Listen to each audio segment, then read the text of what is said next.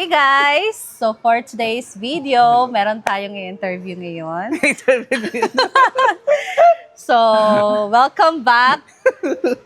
Happy Oyong TV. So, parang ilang buwan ka ding hindi pumunta dito 3 sa months. 3 months. farm, di ba? So, 3 months, guys, na hindi siya pumunta sa farm. And medyo na-miss namin yung kabungis-ngisan niya, no? Yung kasiyahan niya as a person, very joyful na tao.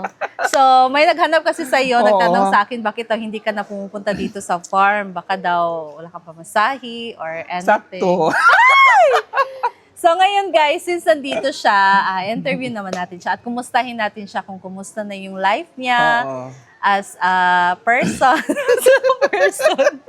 As a person. Kumustahin natin siya kung ano na ba yung ano yung mga pinagdaanan niya recently. Though nag-upload naman ka sa YouTube mo, nag-upload naman siya sa YouTube niya guys. Pero bakit hindi siya pumupunta dito sa farm? So, yan ang ating itatanong sa kanya. But first, kumustahin muna natin siya. Kumusta ka na, Happy Oyong TV? Ganun pa din. Sobrang hirap pa din. Paano mahirap? Mahirap sa araw-araw kasi di ba araw-araw tayo may kumakain, araw-araw tayo may pangangailangan, like sa mga expenses sa pamilya natin bilang like sa'yo, bilang isang pamilya, may pamilya na. Di ba, may mga araw-araw talaga kayong gagastusin. Yes. Sa akin naman, ganun pa din. Kumbaga, Iiyak pala. Iiyak pala. Wala. Ganun pa din, ganun pa rin yung buhay.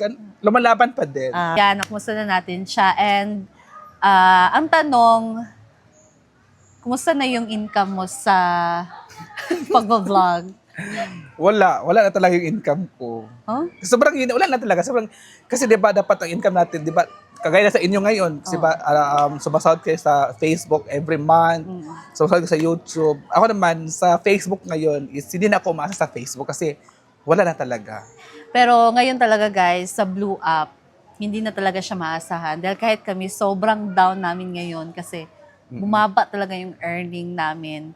And ako, last February pa lang ako, sobrang nag-start yung pagka-down ko kasi para akong kasi doon sa Blue App.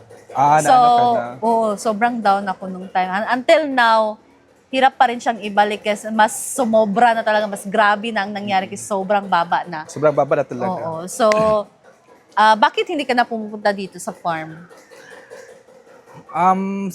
Kasi, kinanawa. Ano talaga? Ano ba talaga? Hindi, wala naman. Siguro na ko lang, kumbaga, nagastos yung pamasahe dito everyday. Oh, di ba? So, yes, mahal din talaga pamasahe. Tapos, kailangan ko pang mag-stay dito ng ilang araw or kumbaga, kailangan isang buwan para hindi na uwian, balik. Yes. Like sa inyo, may mga motor kasi kayo, o di ba? Si Rhea may motor. Convenient talaga kayo na ano. How true na bibili ka ng motor? Tawang-tawa. Bakit ka natatawa? Para mabangga ako. Bibili ng motor, hindi marunong mag-drive. Para ibangga ko lang. Tapos ang ending, tigok ako. Parang gusto mong matigok ako kasi nabili mo ng motor. Hindi kasi mas ano kasi guys, kapag meron kang motor, lalo na pagpupunta dito, kasi malayo kasi dito and mahal yung pamasahe. So, pwede si Oyong, pwede naman siyang sumakay ng dulog or yung rickshaw or multicab, pero sa highway lang. So, yung pamasahe niya, 7 pesos lang. Hindi. Pila? 10? 20 na ngayon. 20, dahil sa no? gasolina. From Aplaya to Solano? 20 na ngayon. Sa dulog. So, pagbaba niya dyan sa highway, so papasok pa, kailangan pa sumakay ng motor, guys. So, dagdag. 50 pesos. Oo, so dagdag pamasahe. So, isa din yan na reason why the other, siguro, easy, hindi masyadong pupunta dito because of that pamasahe. Pero, if gugustuhin din naman, di ba? Oo. Makakapunta naman. Makakapunta. Kasi So, malapit lang din naman. oo. And, bakit mo naisipan ngayong bumalik na naman ngayon sa farm? Kasi inisip ko talaga, to be honest, inisip ko talaga na wala na akong income. So, paano na lang siguro ako kung doon lang ako sa bahay mag-i-stay. Nag-vlog naman ako dun sa bahay. Pero parang nabuburing ako doon sa bahay na ako na lang lagi mag-isa doon. Wala akong kausap na mga susupport sa akin. O, diba? Kasi once kasi guys na kahit ako, nafe-feel ko din talaga yan, na pag ikaw lang isa, parang introvert na tao ba, yung stress mo, yung problema mo, sa sarili mo lang ba, ang hirap kasi pag ganyan. So, why not go out and syempre dito sa farm, madami kami. So, parang mawawala lang din naman yung stress mo, yung lungkot mo, di ba? Dito din kasi ano tayo dito kumbaga sa pagkakaibigan natin sa grupo, Oo. nag-ano tayo, nag-give and take tayo Yeah. sa mga gagawin nating content, di ba? Yes. Kung ikaw lang mag-isa talaga, sobrang Ang hirap.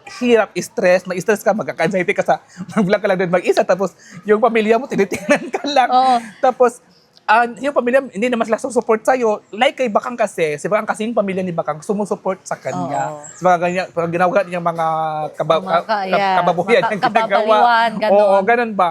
So, at least support yung magulang ni Bakang. Sa akin kasi, ako lang mag-isa. So, boring. Boring. Boring talaga. Kaya sabi ko, punta na kaya ako muna ng Hinagoon kasi parang na-miss ko rin yung friends ko at saka yung grupo. Di ba? Which is, na-miss ko yung mga banding na parang asaran. Oo, ganun. At saka, at least kung nandun ka, kung sino yung gusto mong kausapin, support Oo, naman yung makakausap mo. kakausap mo naman. At Oo. support din sa mga gagawin mong content. Yes. Diba? So, iba kasi pagka nandito ka sa farm, guys, yung energy sa pag-vlog, parang makokonek ka din ba? Parang, kung ikaw na nandito, hindi pwede na hindi ka din mag-vlog. Dapat mag-vlog ka din kasi mainggit ka sa iba na, grabe, ang sipag naman niya gumawa ng content.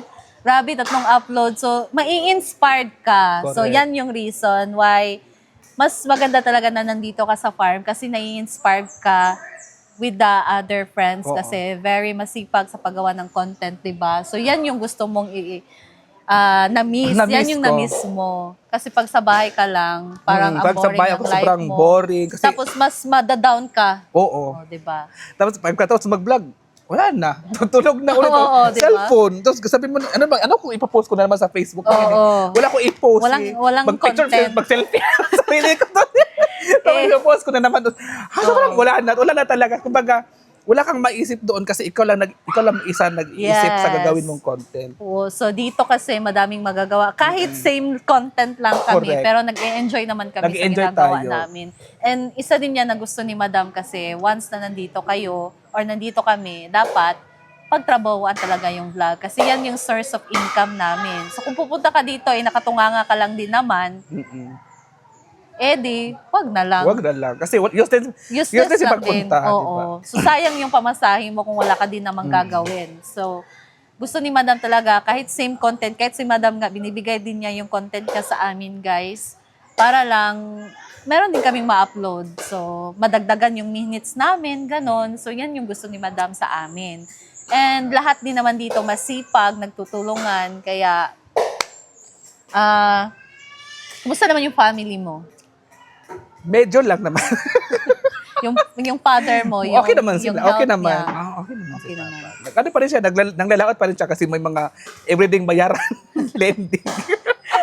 So, nagle-lending pa din naman. Lending kasi, sabi ko sa kanila, wag na kayo mag-lending kasi tama na yung, tawag dito, tama na yung weekly nila. Kasi Oo. maganda kasi yung weekly nila kasi in case of something na matsugi something ang mga tao na nagle-lending. Ayun, parang insurance o lang. may insurance lang matatanggap. Oo. Kasi doon sa aming sa barangay namin, may mga natsugi na nakakatanggap ng, like sa Mama ni Ansin, nakakatanggap siya ng 250,000. Yung Mama ni Ansin, nakakatanggap ng 100,000. Sa Yayahan na. insurance yun. Sa insurance yun. Oh, ano insurance yun? Di ba? Card. Okay. Yung kapitbahay namin na kapitan kagawad, namatay siya, tapos nakatanggap siya ng 250,000. Maganda yan. Maganda yan. Pero yun nga lang. Pero yun nga lang, hinaluan nila ng arawan. Yung turko. Yan talagang turko. Ano ba yan? Weekly. Yung sa card. Iba yung weekly at iba din yung turko. Arawan. Oo. So, yun nga, no. Kami kasi ngayon struggle, lalo na maliit ang income. So, we struggle, especially pag nakikita din natin yung parents natin na nag-struggle din. So, parang mahirap din sa atin, di ba? Ayan. So, kumusta naman yung negosyo? Nag-interview. Ako pala mag-interviewin ngayon, guys. Hindi pala ako mag-interview. So, ano lang to, tanong-tanong lang. Okay. So, okay naman yung negosyo namin. lumalaban pa rin, dumidiskarte pa rin. Yan ang maganda sa'yo kasi lumalaban ka. Of course, dapat yung lumaban kasi kung, yun nga, may nabasa kong quote na you lose when you start to quit. Diba? Saan na siya? Ano daw? So, ano daw? Ano ka? yun bang, ano bang Tagalog ng lose? Na ano? Na So, down? Oo. So, ma-lose ka kung hihinto ka. Ah. Diba? So, kung sa negosyo, kung hihinto ka, talo ka. Like sa pagbablog din. Oo, Kung hihinto yan. ka. Oo, kung hinto ka, wala kang Wala kang income. income. Oo, that's it. So, kaya hindi ka ako huminto. Oo nga. kaya pumunta ka dito. So, talagang sa nakahinto ako, pero sabi ko, parang boring na yung life ko. Boring diba? na nga yung ano. So, tunganga lang ako doon. Kaya Oo. pumunta ako dito. Oo, that's the spirit. So, yun, dapat tayong dumiskarte kasi syempre kami guys, madami din kaming bayarin. Madami din kaming bayarin, Beshi. Kasi yung kuryente nyo, ano naman, di ba? Oo, Yung, na umahati kami kay mama ng kuryente. Tubig kami nagbabayad. So, at least lang, yung motor ko, paid na.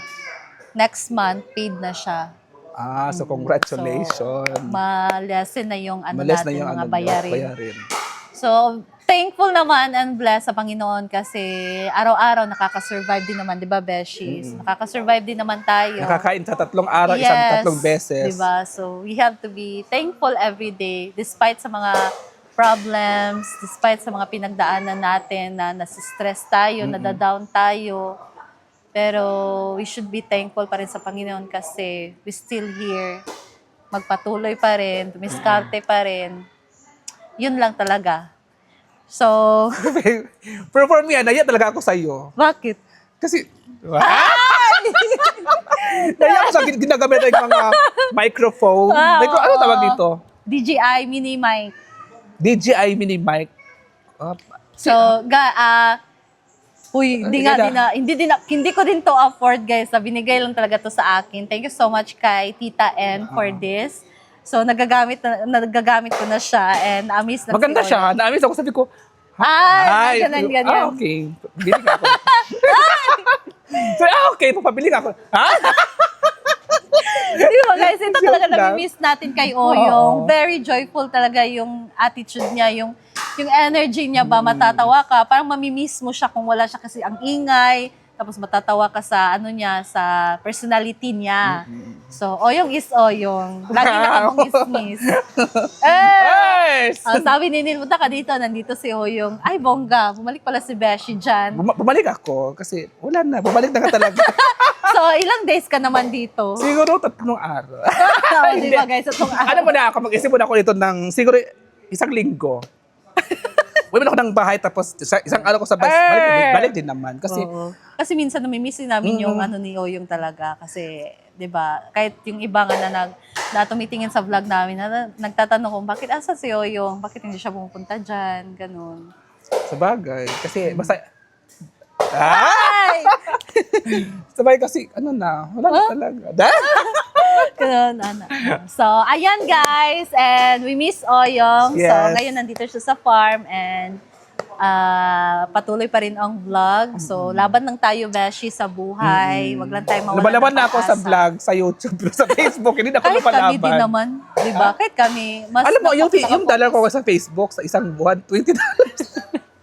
$20. Pero nawala ako ng pag-asa. Sabi ko, ha? Bakit $20 lang? Sabi ko, Oy, dati ko, mas thankful nga tayo ngayon kasi meron tayong YouTube. Yung iba nga, nakafocus lang sa Blue Up. So, mas thankful tayo kasi meron tayong YouTube na kaya nga eh. ni-work ngayon. So, Kaya napasalamat ako sa mga natin, sa mga viewers natin sa YouTube kasi Yes. andyan pa rin sila, nanonood ng Oo. ating video. Kahit So, sinasabi ng iba na hindi tumutulong, same lang content, ganito ganyan. Pero at least nanonood pa rin Nanonood sila. pa rin naman sumusuporta. sila. So, thank you so much for that, guys. And, ayan. So, dito na lang din muna tayo kasi meron pang lalakarin. So, Oo. yung makiki-birthday pa sila together with Inday Katok and Jig Jig Jag. Jag. So, di ba kami kasama? So, thank you so much, Thank you guys, so for much, watching. Ivy. And Thank I'll you see so you in much. our next vlog. I'll see you in my next vlog. Thank you so much, Beshi, Thank for you din. letting me interview you. English. So, thank you, guys. Thank you and so God bless much. you all. Bye-bye. Ingat tayong lahat. Thank you, Tita N, for the mic Tita and M, the thank you. DJI Osmo na gimbal. Thank you so much, guys, and be kind to everyone. Bye. Bye!